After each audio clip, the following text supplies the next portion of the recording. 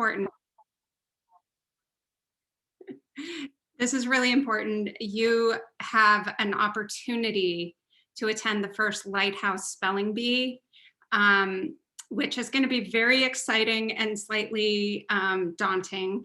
And apparently cheating is allowed, and somebody's going to get a prize for the worst spelling. So I feel right at home there. Um, I want to thank the SCFD, the National Endowment for the Arts, and Colorado Creative Industries for helping make LitFest 2021 possible. And a special thanks to Book Bar, our official book selling partner. When you buy books from Book Bar, if you just put LitFest in the little promotion or comments field, we get extra kudos from them. So that's preferred. So I'm going to introduce Steve first and then Rebecca, but before I do, we decided as a trio that we would spend tonight toasting things, which is why 2011 was on my mind. So I'm going to do the first toast, which is in 2011, we started an experimental program called the Flyby Writers Project, which took authors on tour, brought them to Lighthouse, had a big party, and they taught a craft class, and it was good, clean fun.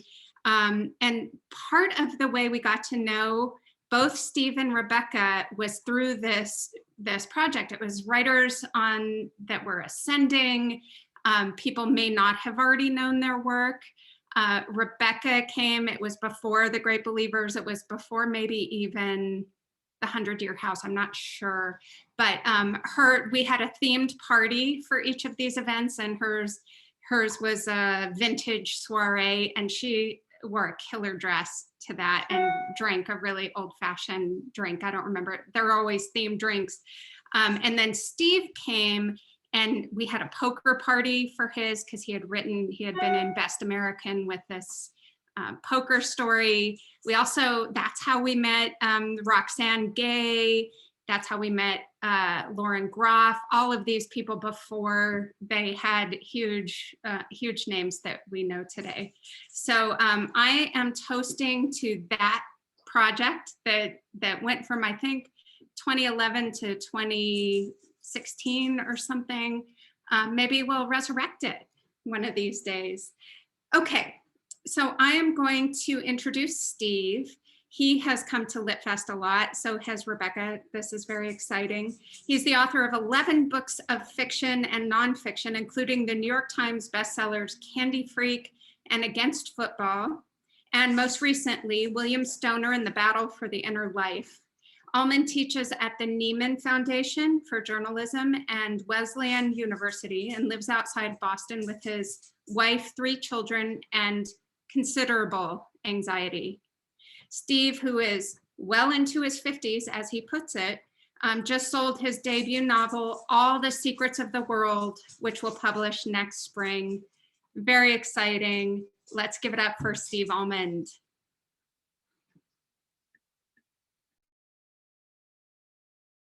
Steve, you're on mute. I know. I just figured it out. The thing that I say to my students almost relentlessly, I am now guilty of. Hi, thank you for that, Andrea. And I think I'm supposed to read. Is that right, Andrea? I think I'm supposed to read now. You're supposed to read, but you're supposed to give a toast to Right. Okay. something. Good. All right. I'm glad because I need another drink. Um, so my toast is going to be to my workshop. And one of the things that I love about LitFest and Lighthouse is like my jam is teaching and teaching workshops. And every year I come out, and every year I kind of hope that the people will be like generous and thoughtful and really able to focus their attention and give a shit about each other in the right way. And every year they are just awesome people. And I feel like we spend a week and I'm kind of like soulmates with them. And this year has been remarkable, the work they've been doing and more just the vibe of the workshop. And I don't get to say it because it sounds kind of mushy and weird when I'm trying to be a teacher, but like I'm super grateful about that. And I'm just feel really lucky and delighted to spend that time. You can ask my family. I'm like, I got to go teach, and it's my happy place. So here's to you guys. Thank you. Mm. Okay. Now, do I read or do I just keep drinking until I fall over? You read, sir. Okay. Okay, so I'm going to read. So I'm going to read from this novel that is going to get published, much to my astonishment. And I'm just going to read a couple of short scenes. Um,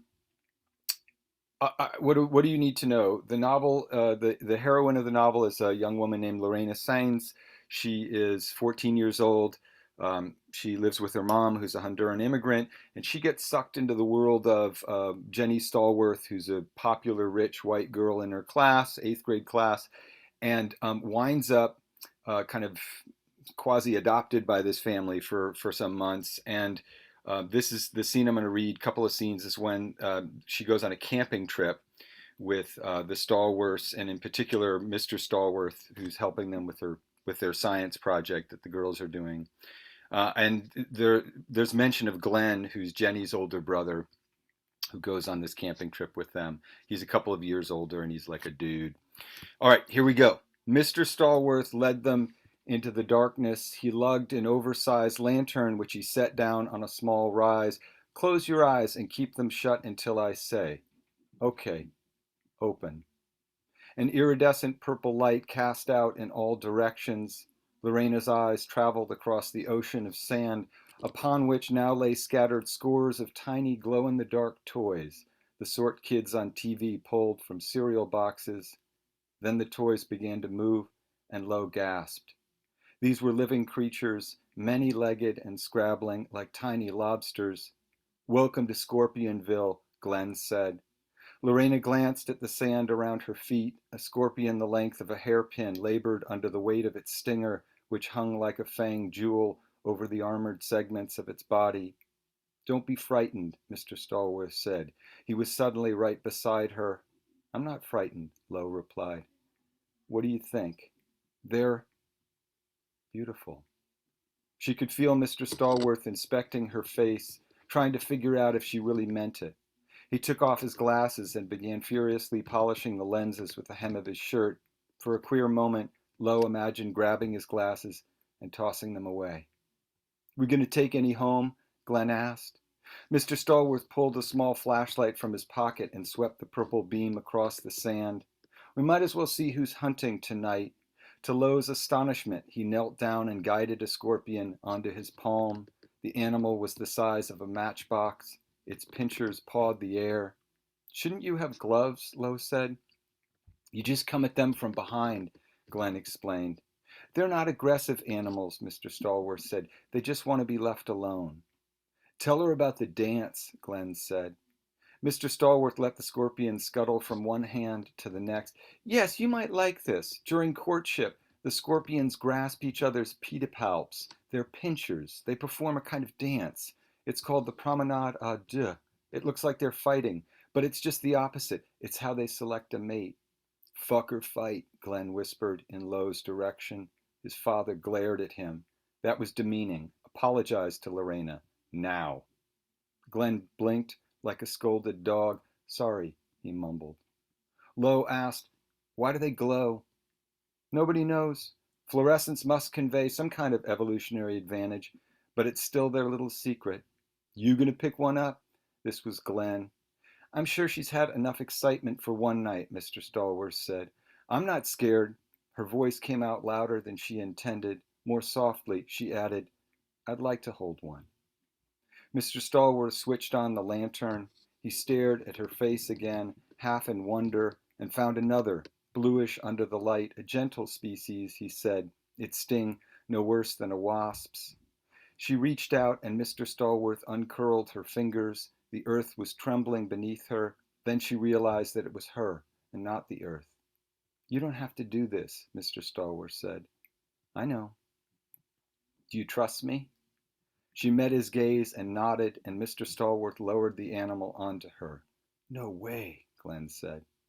The creature clung to the knob of her wrist like a charm. Slowly, tentatively, it began to move toward her hand, the legs rising and falling like tiny jointed oars.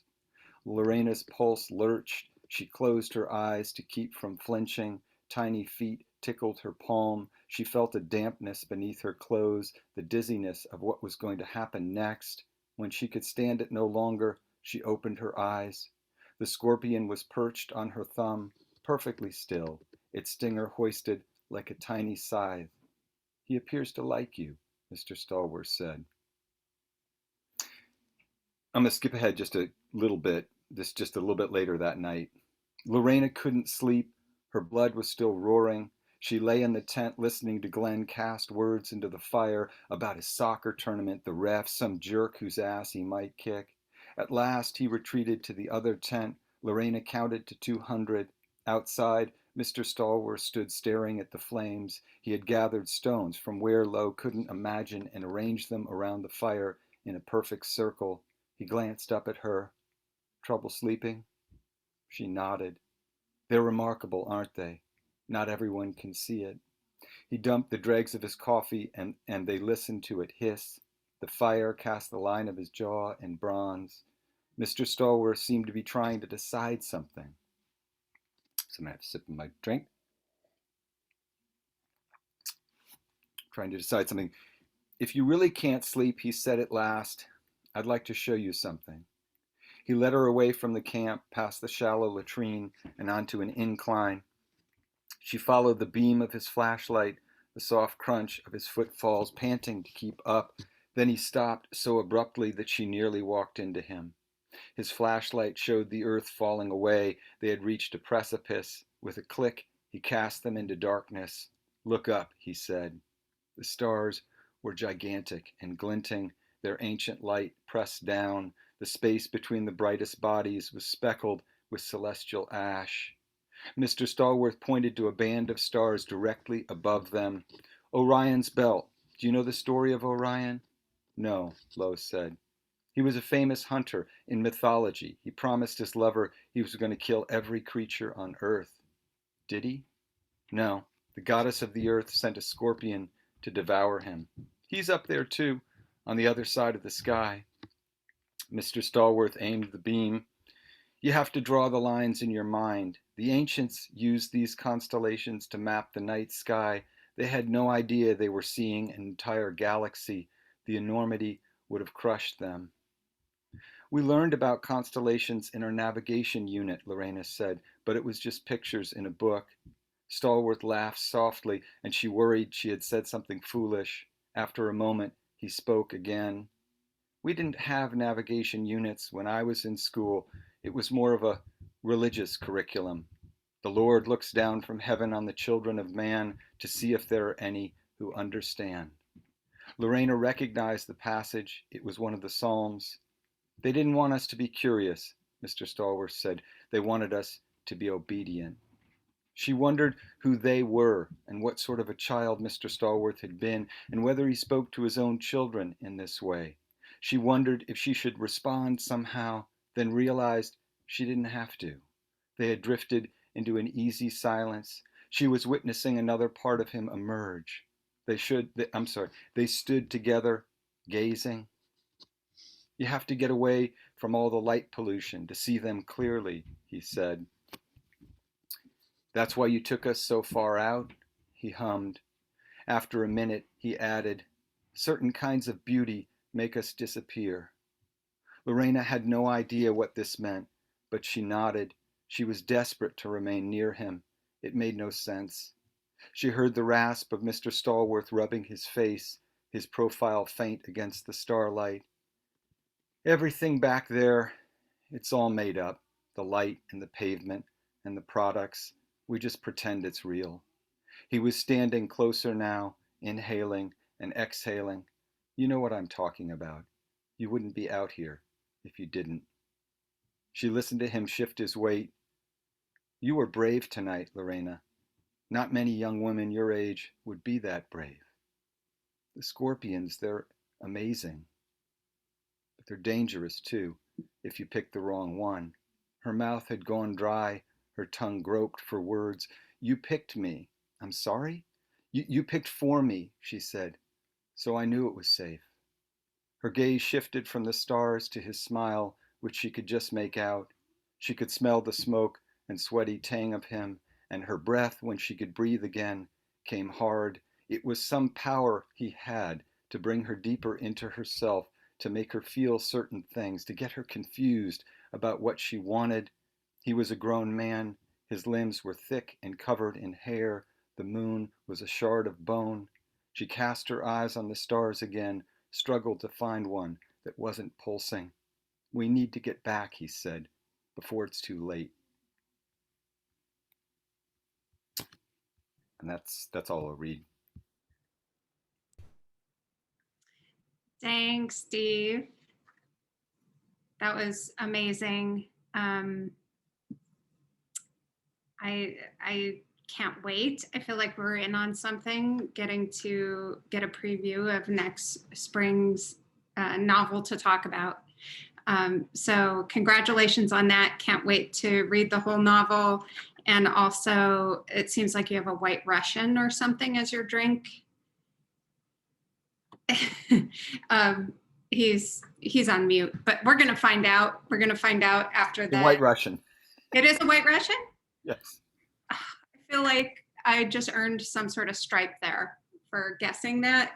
Or maybe everybody thought that was obvious. Or you should join a 12-step program, but it's one or the other. Thank you for that input, Steve. So we're going to talk about that after Rebecca reads and does her toast. Rebecca Mackay's latest novel, The Great Believers, was a finalist for both the Pulitzer Prize and the National Book Award, if you're into those kind of things. It was the winner of the ALA Carnegie Medal, the Stonewall Book Award, the LA Times Book Prize, the Clark Fiction Prize, and the Midwest Independent Booksellers Award, and the Chicago Review of Books Award. And it was one of the New York Times 10 best books of 2018. Her other books are the novels The Borrower, The 100-Year House, and the collection Music for Wartime, 4 stories from which appeared in the Best American Short Stories, which is how I scouted her out for the aforementioned Flyby Writers Project. Rebecca is on the MFA faculties of Sierra Nevada College and Northwestern University. She is Artistic Director of Story Studio Chicago. Check it out online. Visit her at RebeccaMakkai.com or on Twitter at Rebecca Makkai. Let's give her a warm welcome. Hey, thank you. Can you hear me okay? We're good? I guess we're good. Okay. I'm either talking to no one or I'm talking to everyone, and I'm just going to assume I'm talking to everyone. You sound great. Awesome. Okay. So I'm going to do a toast too. This toast, Steve sold his fucking novel. I'm so excited. Yeah, I did. Yeah, I have been following his short stories for a very, very, very long time, long before I was published, been loving them. And if he never published a novel, I would have been fine continuing to read his short stories forever, but I feel like we've been given just this incredible gift. And it got announced today in Publishers Weekly. This is not like old news that you guys are hearing. This is huge new news. So cheers with what's left of my wine. And I'm so excited to read this. I was excited before that reading, and now I'm even more excited. So I'm going to read from my new novel that is probably going to come out next year. It's my agent, for some reason, does not announce book deals in Publishers Weekly. So this book has not been announced. I guess it's sort of supposed to be up to me to announce it, and I haven't done that yet. So I'm just going to announce it right now, although it's been sold for a couple months. But the book is called 95, which has to do with the high school class of 95. And it's been sold to Viking, which published my previous books, and it'll be out either late 22 or early 23, if those are years. I'm not sure anymore. What you need to know here, I'm reading to you. I actually wasn't sure what I was going to read. I had one thing in mind, and then Steve's reading made me realize what I wanted to read for the second part, and you'll see why. I'm not going to give it away. Okay, so we're in the middle of a novel. Basically, the main character, whose name is Bodhi, is in her 40s. She has returned to the boarding school in New Hampshire that she attended on scholarship. for a 2-week mini-mester kind of thing in January in 2018. She's teaching 2 classes. One is on film history and one is on podcasting. Those are her areas of expertise. One of the kids in her podcasting class has decided to do her podcast on the death of one of Bodhi's classmates back in 1995. And as this starts to happen, Bodhi starts to realize that the case was probably incorrectly solved and is getting in and getting involved. It's a first-person novel. It's also a second-person novel. And the you in the story is the orchestra and choir director, Mr. Block, who was having an affair with the girl who was murdered. And Bodhi is fairly sure he's actually the one responsible for it. So ignore anything else that you don't understand. That's what we're going to do. Okay. She's staying in a guest house on campus with a guy named Oliver. And a bunch of things have been on her mind, and you can ignore the stuff that doesn't make any sense. I hardly ever watch live news, just during elections, but back at the guest house on Tuesday night, Oliver had it on. So I sat on the couch and stared at it hard, which is to say, I stared at the middle distance between myself and the TV. Things were on my mind. Yahav and my resurfacing memories of Dorian Color and Brit's podcast, the horrifying or exhilarating ways it might worm its way out into the world. The smallest things too. It had come back to me that in the dorms, everyone would wear their boyfriend's boxer shorts along with their own tank top or t-shirt. Thalia, and Thalia is the girl who died in 1995, would lounge around the commons room in Robbie Serenho's flannel boxers, rolled down at the waist. The summer before senior year, I dug up an old pair of my brothers and then vaguely implied that they'd come from some boy in Indiana. On the news, they were covering a story I'd read a lot about, one I found particularly disturbing. I assumed this is why Jerome, her husband, wanted me off the internet. There were new developments, and here they all were, all the details. It doesn't matter what the story was. I don't want to get into it with you. Let's say it was the one where the young actress said yes to a pool party and didn't know. Or no, let's say it was the one where the rugby team covered up the girl's death and then the school covered for the rugby team. Actually, it was the one where the therapist spent years grooming her. It was the one where the senator, then a promising teenager, shoved his dick in the girl's face. She was also a promising teenager. It's the one where the billionaire shoved the woman into the coat closet, got his DNA on her clothes, but even so, no one believed her. It's the one where the high school senior was acquitted of rape because the sophomore girl had shaved her pubic region that night, which somehow equaled consent. Oliver asked if I'd eaten, and I shrugged. I'd forgotten, actually, had missed the dining hall hours. It was the one where the mailman stalked her for 4 years and the police wouldn't help. It's the one where the woman who stabbed her rapist with scissors was the one who ended up in jail. It's the one where the star had a secret button that locked the doors. Oliver ordered us pizza from Foxy's, which still exists and has upped its game. We ordered a white pizza with sage and a mushroom and onion pizza and extra packets of red pepper flakes. I texted Fran and told her I wasn't going to move for the rest of the night, but she should come over.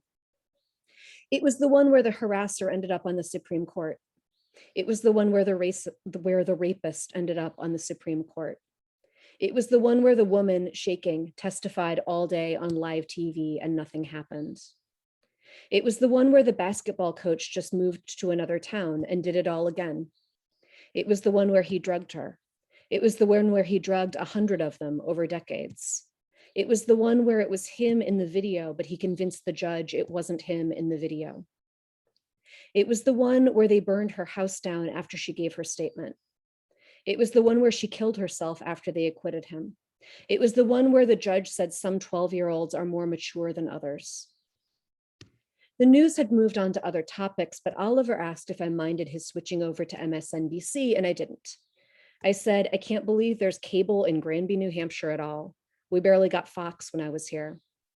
I told him how we'd try to watch Beverly Hills 90210 in the Singer Baird Commons room, but the top of the actors' heads always worked, and the screen would fuzz out halfway through an episode. Danny Michalek finally convinced her mom to tape it every Wednesday in Connecticut and send it to us on VHS. It would arrive by the following Monday, and we'd watch it and send it back just as Mrs. Michalek taped a new one. We kept 2 cassettes circulating this between Granby and Darien from 1993 to 1995. The story was on MSNBC too. It was the one where the judge said the swimmer was so promising. It was the one where the rapist reminded the judge of himself as a young rapist. It was the one where he took her finger as a souvenir. It was the one where he married her. It was the one where she kept working for him and they used that against her in court. It was the one where she never got out of his house. It was the one where she never told and it never made it on the news and you never heard about it and neither did I. It was the one we never heard of because even though she reported it, it didn't make the news because no one was famous enough and it wasn't strange enough. And all that happened was rape threats and death threats from people in the town and people at the school. So she had to move to another state. It was the one where her body was never found. It was the one where her body was found in the snow. It was the one where he left her body for dead under the tarp. It was the one where she walked around in her skin and her bones for the rest of her life, but her body was never recovered. That one. The pizza was at the door. Oliver found us plates. He said, "So who's watching your kids while you're here?" And then something slightly less alarming and depressing for the second part of this, which is the part that I realized I wanted to read because of what Steve read. So she's still back there, still teaching. And again, the you in all of this is the choir orchestra conductor of her own time at the high school. On Monday afternoon, I told my film students a story, one I tell every film class, but one I hoped they'd especially appreciate because it happened at Granby. You might not remember Bent Jensen, a Danish exchange student, only there his junior year, our senior year. The reason I remember him myself is that he was gorgeous, an unquestioned fact. A swoop of blonde hair that looked drawn on, a chin cleft. Beautiful enough that no one made fun of his name. No one told him to go get bent. No one tried to teach him that pussy was a compliment the way they did with the Korean kids.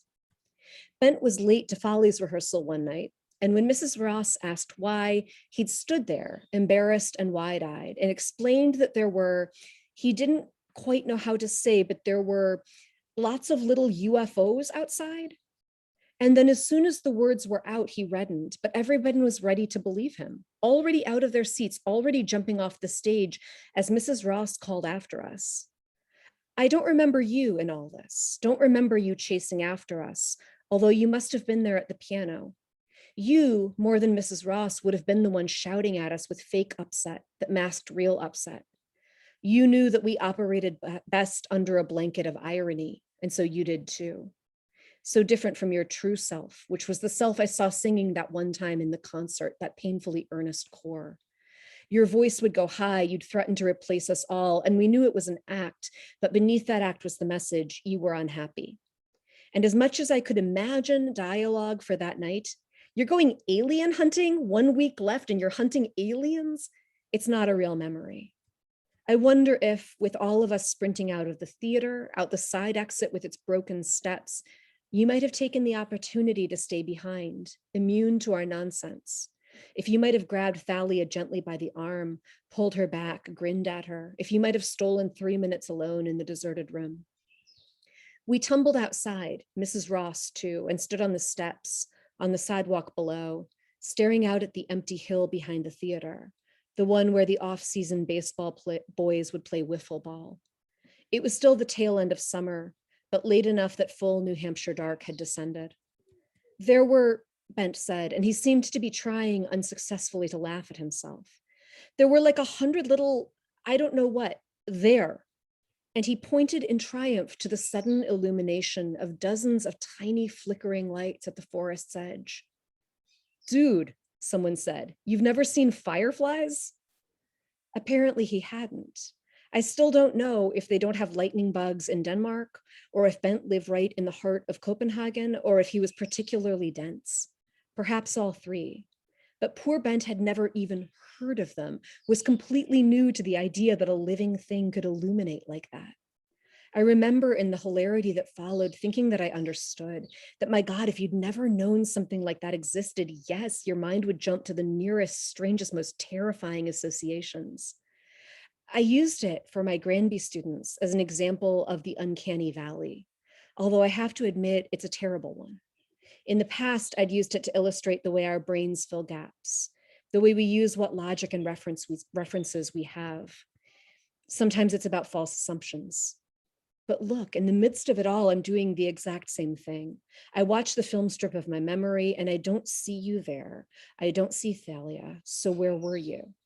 I fill it in. I think I know. It becomes as real to me as the memory of those lightning bugs, their mating dance at the tree line, our laughter, Bent's good-humored relief, our feet hitting the earth as we raced to catch them for Bent, to bring him miracles in our cupped hands. And that is my bug story. Yes, it is. Holy cow. What a gorgeous. Thanks. I know that scorpions aren't insects, but they're both arachnids or something, right? So we're in the same. All right. Fluorescence. We're in the same fluorescence. Yes. Yeah.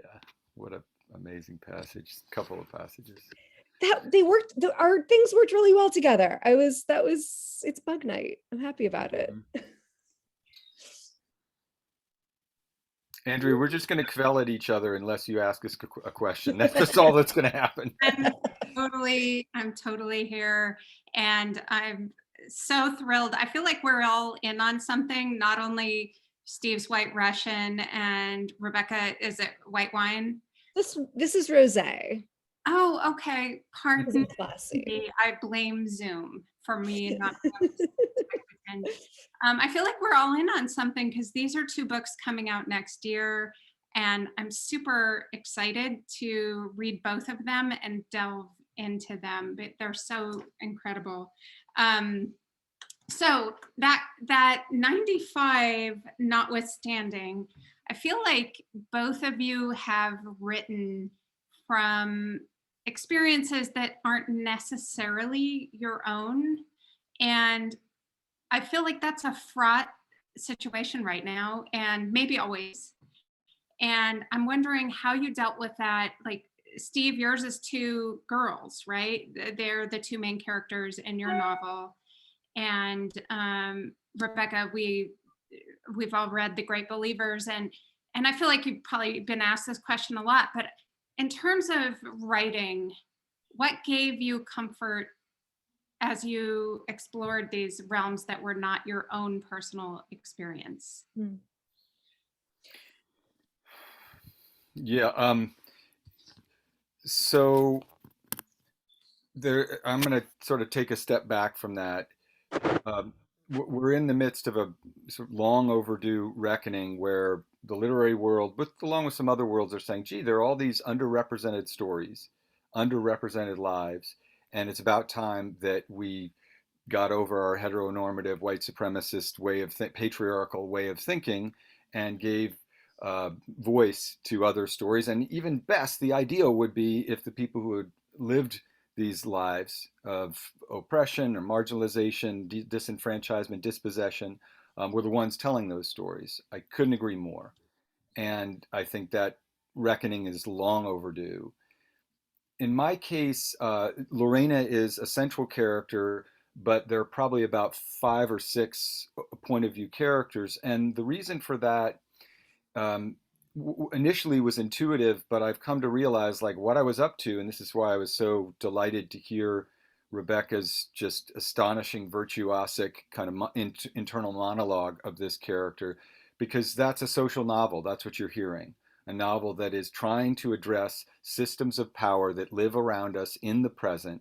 And in order to do that, I think, or the people who have done it most effectively, Dickens, De Passos, Steinbeck, whoever it is, Victor Hugo, you have to be willing to write from the point of view of those who possess power and those who are dispossessed of power, because a social novel is about what happens when people who have different levels of power collide, which we experience unremittingly and constantly in our known lives, but I think is written about quite infrequently. It's seen as the province of journalism somehow, or sociology, or the academy. And so that's the kind of novel I wrote. the risks of my writing across gender, across class, across race, and across legal status, because some of the characters in my book are undocumented, are real. They exist. I will be rightfully pilloried if I got stuff wrong, and rightfully pilloried if I insufficiently imagined my way into those lives. But at least we'll be talking about how undocumented people are treated in this fucking country. And I will take my lumps because that's the story that I wanted to tell. And I love social novels, and that was just the one that called to me. So, and I'm just super interested to hear what Rebecca has to say about this as well. I really like that answer. And Andrea, you're right. I've been asked that like every day since 2018. For good reason. And I agree. I think the conversations we're having around this are vital. And you know, I also, I'm with Steve in that, you first of all, you're going to be writing across difference no matter what you write. There, it would be bananas for me to fill an entire novel where all the characters are 43-year-old white college educated women. Right. That's really weird, right? That I'm not going to have any characters of color. I'll have no characters with any kind of cognitive difference, no characters like that. No one who's not a cis woman is right. That would be absolutely bonkers. And no one's asking anyone to do that, right? I think it's kind of a straw man argument to say like, well, everyone's saying you can only write your own experience, because even in memoir, you're not doing that. You're writing these other, even if it's from the outside, you're writing other people. So you're going, if nothing else, you're going to be writing from other points on the gender spectrum. There's just no way around that unless you have a person like you alone on an island. So of course, then this becomes infinitely more fraught when you are writing from any kinds of positions of power about people, with less power, whether that's on the gender spectrum, whether that's racially, whether that's economically, whether that's cognitively, whether that's educationally. Those are going to be fraught. And it is, it is in so many ways a matter of doing it well, doing it right. One question I really had to ask myself with The Great Believers, which I don't assume everyone's read it. People who have not read it, it's largely about the AIDS crisis in Chicago in the 1980s, and about in the gay community particularly, although the AIDS crisis hit a lot of other communities as well. If it were publishing a story in a journal or submitting blind to a contest, submitting anonymously to a contest, Right. my taking that slot might very well take that spot away from someone else writing from their own experience. And I would not be okay with that. Novels, book deals are fundamentally different in that in the book world, money follows money, success follows success. The success of that novel has, what I hoped at the time and what has been borne out, has meant that novels are being published in the wake of mine because of the success of my novel. A publisher can go to their boss and say, there is room for this, there's market for this, it's in the vein of The Great Believers. And this means some of them are own voices, some of them are not. It's, AIDS narratives, it's nonfiction, it's whatever. I am a piece of that puzzle, where the success of my book, of Garth Greenwell's books, of Alex Chee's books, of, those are proving market, where 20 years ago, those books were in their own bookstore. And 40 years ago, those books were not getting published. So that was, aside from just the writing, the ethical considerations of the marketplace were on my mind. And to me, there's something very, very different about book publishing versus taking the slot in an anthology. So I do want to say that as well, just on the logistical level. But it is, that said, if you've committed to doing this, it is about doing it well, doing it right, and doing, for me, what, was years of research in order to do it right. That's wonderful. Thank you for that and indulging us, those of us who haven't heard your 5,000 attempts to answer that question. I do want to turn to one of the questions in the Q&A from the audience. Carolyn says, Rebecca and Steve, I want to know how long these stories have been calling to you. They're both incredible. What do you Yeah. think? Steve, when did you start writing a novel? I want to know this. Oh, I've written, novels for the past 30 years. They're just shitty novels.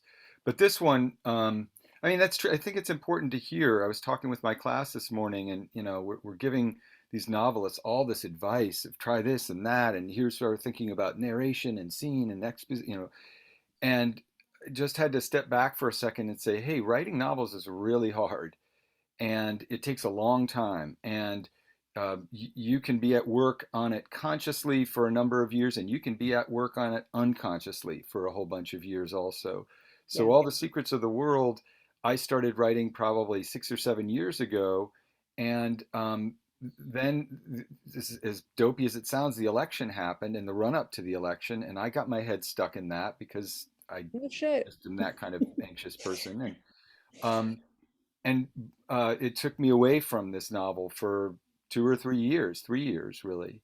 Yeah. But when a book has business with you, and this is in a way kind of also answering the first question, when a story has business with you, it has business with you, and it's something that you're trying to figure out. It's a story that you need to understand to engage with it, engage with your bewilderment in a productive way.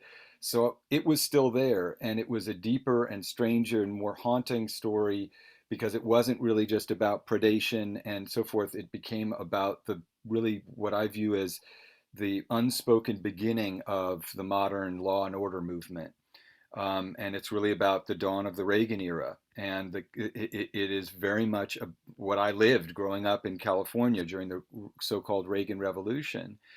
Now that, I hope, is not like splattered all over the pages. I want it to be a good story, but I found that as leaders in the country were talking about thugs and protests was sort of erupting across the country, I found that I was writing a story that was of interrogation of how that pattern of thinking that criminalizes people who are poor in this country and makes moral assumptions about them, where that took root. And it took root, or at least its roots grew deeper and more sturdy during the Reagan Revolution. That was the whole deal. And that's been a bug up my ass for 40 years because I don't think it's understood. So, anyway, that's by way of saying it's been a long time that it's been gestating. And when I returned to it after setting it down in the what we, I guess we'll have to call the Trump era, it had become deeper and more urgent to write that story. So, and which I mean, Rebecca will speak to this, but that's how it happens. I very rarely do novelists just go sit down like old Kerouac or the myth of Kerouac and, take some speed and just bang it out. It's I take speed very every day, man. right. Just like, It's the rosé and the speed. That's the Makkai. That's what they call it if you go to certain bars in Chicago. man, I don't even drink caffeine. You wouldn't even want to see me on caffeine. I can't even imagine. My blood pressure is like high enough as it is. Yeah, no, I mean, that is like, you write a novel not because you're not sitting down going, I need to write a novel. What shall I write about? It's because it's the thing you can't let go of. And honestly, for both of us, we both write a lot of short stories. If I could deal with it in a short story, I would deal with it in a short Right. story. Right. A novel, I mean, it has to be, first of all, really calling to you for a long time. And also, it's got to be a place you want to move to Right. rather than visit. Like, Right. I'm going to live in this for 5 years as I'm writing, revising. And then if the book does well for however long after that, that people want to talk about it, I have to really want to move to this weird country. Right. For me with this one, this is the book that, I was a day student at a boarding school. Myself in high school, I was like the scholarship day student at the boarding school of a lot of rich kids. And I, long complicated story, met my husband on the East Coast, dragged him back to Chicago. He got a job teaching at the same boarding school I had gone to.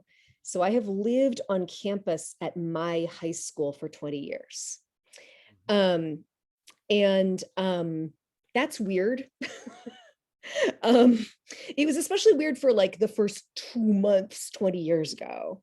It is really, it's the last thing I think about now, but it's something that has just kind of been slowly accruing for a long time. And then, the that's the setting. That's only the setting. The Right. subject matter is something that I've been thinking back, in alarming and consuming ways. A lot of us have been on things that seemed okay, or that we kind of pretended we were okay with as young women, that we really were not okay with, or that looking back, we are very much not okay with now. And I it was a combination of all those things, and listening to the first episode of Serial and going, this is fascinating. All these people having to constantly be brought back together and constantly relive their high school experience because this thing happened. It's like this constant enforced, really, really fucked up high school reunion. Right. And so I wanted to mess around with that. I'll say one quick thing because Rebecca mentioned that experience of 20 years ago living, returning to this kind of high school environment, which is a tenant twin in the first place because you're so charged up during those years. But I Yeah. do think that my understanding, my sense of knowledge, I'm not going to be like expert novel writer because I've managed one in 53 years, but the what I find is that you are drawing when you spend that long, when you move to that territory, you're bringing in your luggage all of your subconscious, all of your memories, all the stuff that you've not been able to get rid of by other means. So the story of all the secrets of the world has to really do with an episode or the sort of instigating event that drives the plot forward is Mr. Stallworth's disappearance, apparently by foul play. And that happened during my when I was in middle school. No And way. a good friend's father disappeared in the desert, and that has never left me.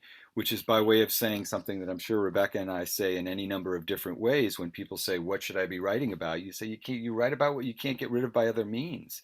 Right. That's how you know it has business with you. Right. Um, That's interesting. You kind of you intuited the question, why was this a story you were finally able to turn into a novel? Other than you said you tried and failed at some other novels. But that's interesting. The thing that haunts you, the question that you haven't answered, the question that lingers, Mhm. is the one that spawns the novel.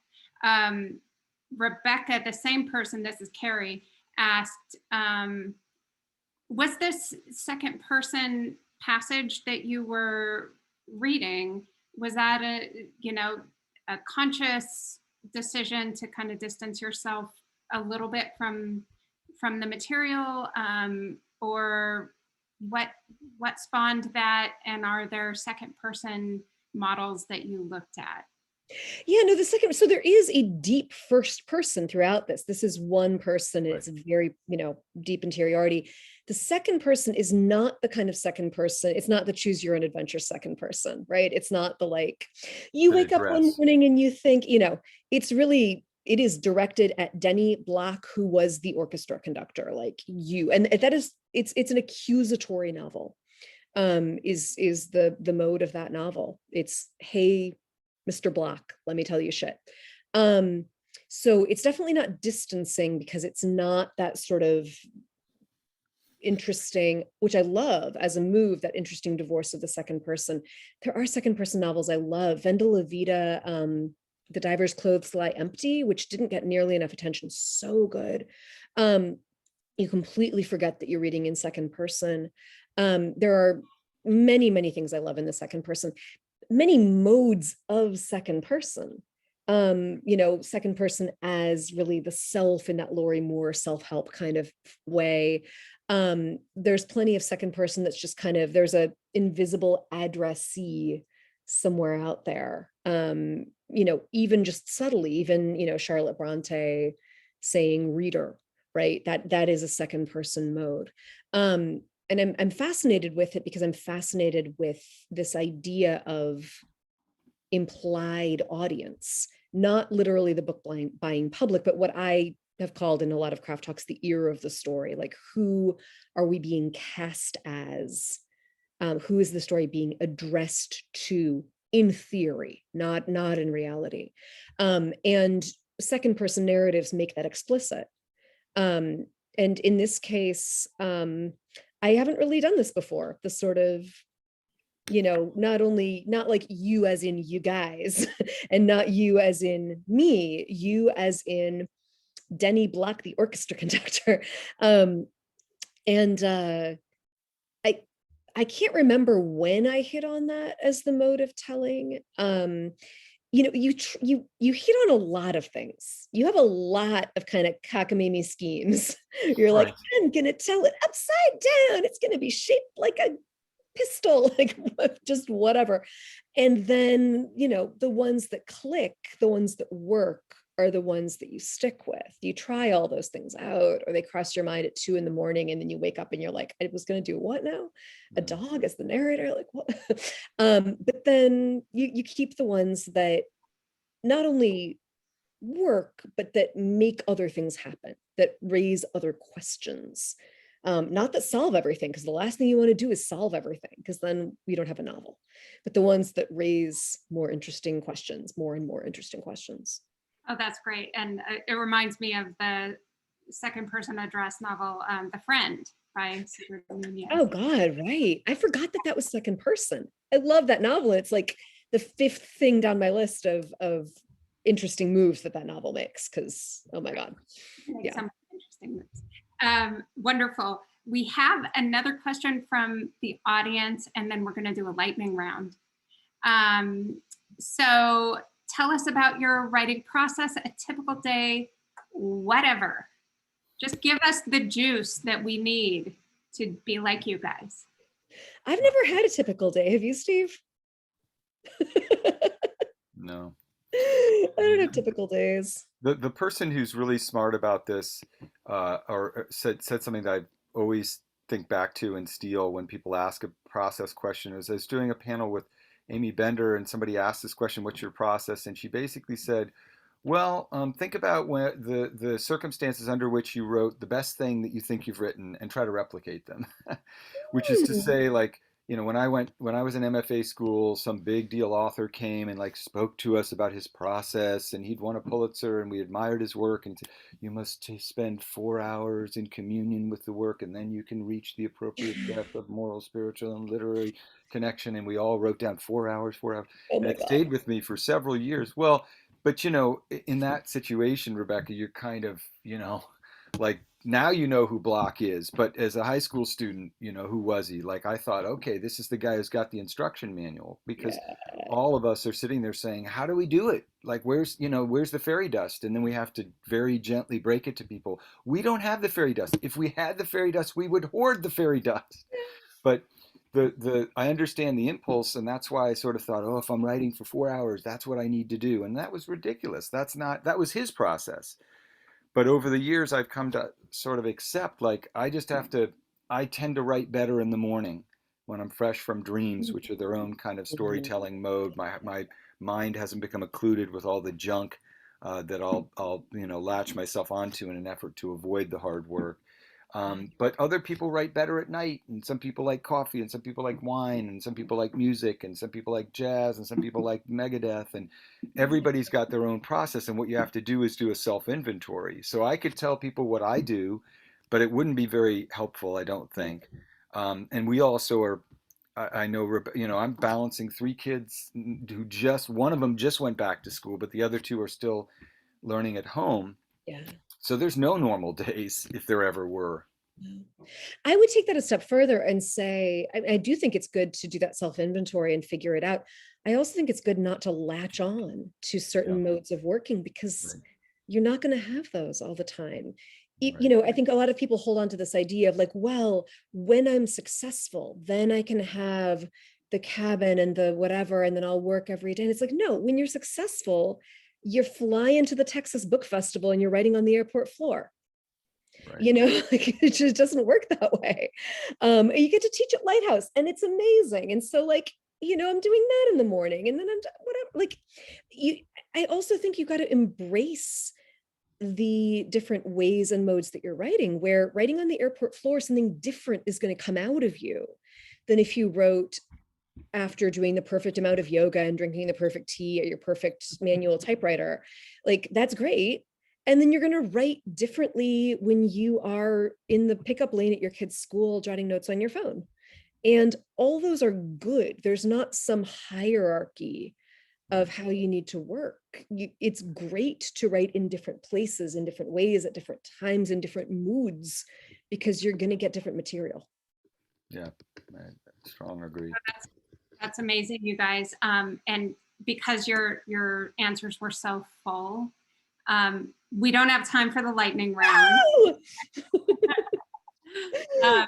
But that just gives us all a reason to check in again. And hopefully you two will be here live. If not at next Lit Fest, the one in the next year or two. Because I know both of you, it's so much fun to hang out with both of you. And I know everybody who's watching right now feels the same way. And so we just thank you for your generosity, for your beautiful writing, for teaching here this week. If you were here, we would say, hey, come to our live closing party on Sunday. But you'll be there in spirit. Am I right? Yes. And we'll be totally trashed. So yes, yeah. I'll be drinking alone on my porch. White Russians, bottomless supply. Everybody's invited. Thank you to Rebecca, to Steve. We are looking forward to both of those books coming out next year, and we will see you very soon, we hope. Yeah. Thanks, guys. Thank you. Thank you.